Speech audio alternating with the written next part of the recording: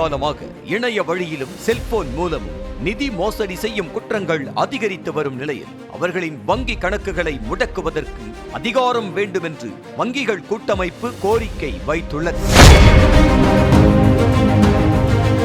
தற்போதைய நிதிநிலை மோசடி தடுப்பு சட்டத்தின் கீழ் நீதிமன்ற அனுமதியுடன் வாடிக்கையாளர்களின் கணக்கை முடக்க முடியும் என்ற விதி உள்ளது.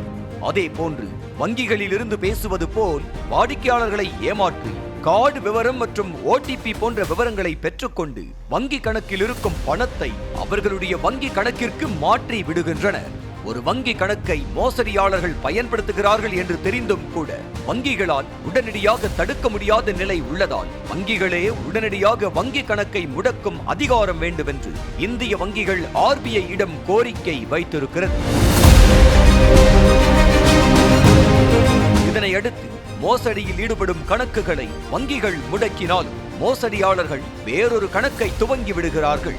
தற்போது வங்கிகளில் பான் கார்டு இல்லை என்றாலும் வேறு அடையாளங்களை கொண்டு வங்கி கணக்கு துவங்கி விடுவதால் பான் கார்டு இல்லாமல் வங்கி கணக்கை துவங்கும் வாடிக்கையாளர்களிடம் வாக்காளர் அட்டை மூலம் உறுதி செய்ய வேண்டும் என்று வங்கிகள் முடிவு செய்திருக்கின்றன. மேலும் இதன் மூலம் ஒரே வங்கி கணக்கில் அதிக முறை பண பரிமாற்றம் செய்யப்படுவது மற்றும் ஒரே நபர் அதிக வங்கி கணக்குகளை வைத்து மோசடியில் ஈடுபடுகிறார்களா என்பதையும் கண்காணிக்க முடியும். மேலும் மோசடிகளை தடுக்க நவீன தொழில்நுட்பங்களை பயன்படுத்தவும் வங்கிகள் முடிவு செய்திருக்கின்றன. செய்திகளை உடனுக்குடனும் துல்லியமாகவும் தெரிந்து கொள்ள சப்ஸ்கிரைப் பண்ணுங்க.